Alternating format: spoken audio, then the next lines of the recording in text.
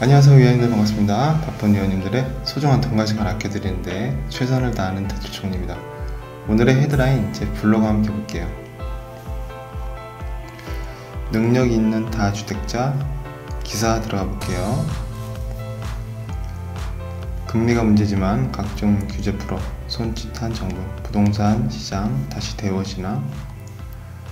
금리 방향 바뀔 때 이번 정책 효과 폭발 가능성 높아. 정부가 다주택자에 대한 취득세 중과를 완화하고 양도세 중과 배제도 1년 더 연장하기로 했다.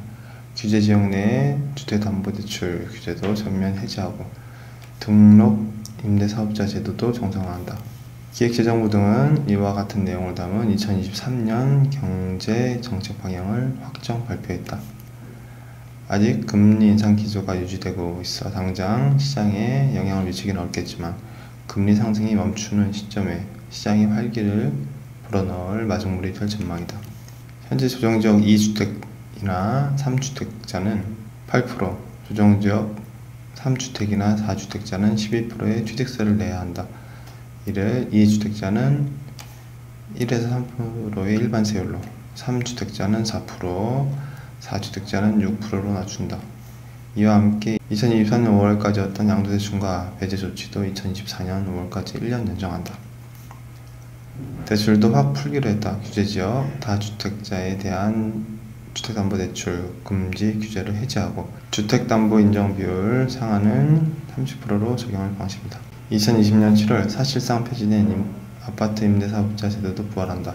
당초 소형 아파트만 고려했지만 전용면적 89제곱 이하 국민 평형 규모도 포함시키기로 했다. 신규 아파트를 매입 임대하는 경우 수도권 6억원, 비수도권 3억원 이하라면 세제 혜택을 준다.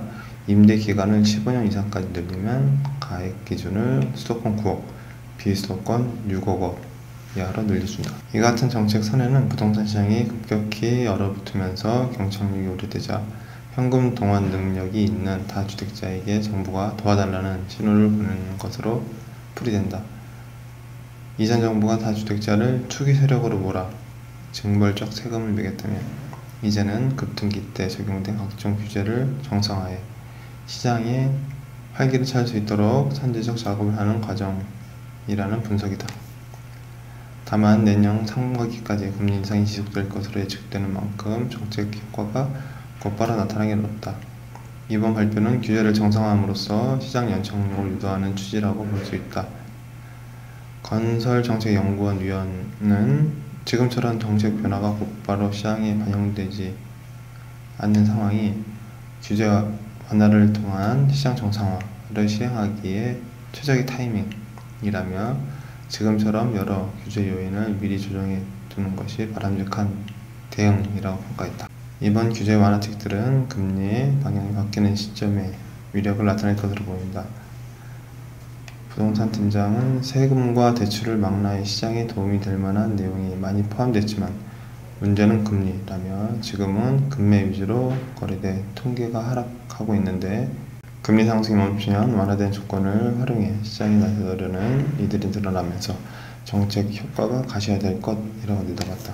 은행위원은 시장 참여자들에게는 정책적 불확실성이 제거돼 향후 경제와 금리에 대한 방향이 선회됐을 때 적극적인 의사결정에 도움을 줄 것이라고 했다. 김현주 기자 수고하셨습니다. 기준금리가 상승함으로써 대출금리가 많이 오르는 이 시점, 반대로 부동산 가격이 많이 하락하면서 완전 꽁꽁 얼어붙은 이 부동산 시장에 다시 활기를 얻겠다는 내용으로 부동산 전체의 변화에 대한 기사를 공유했습니다. 한동안 높은 금리로 고충이 있겠지만 빠른 금리가 인하됨으로써 다시금 부동산 시장의 활기가 불었으면 하는 바람입니다. 이상 간단히 헤드라인 마칠게요. 날씨가 많이 춥죠. 어제 눈이 많이 내린 이후로 바닥이 많이 빙판길입니다. 항상 출퇴근길 안전에 유의하시고 또 건강 잘 챙기시고 또 즐거운 하루 또 오늘도 화이팅 할게요. 위원님들 화이팅! 병원 의사에게, 약은 약사에게, 대출은 대출 총리, 국내 1호 대출 디자이너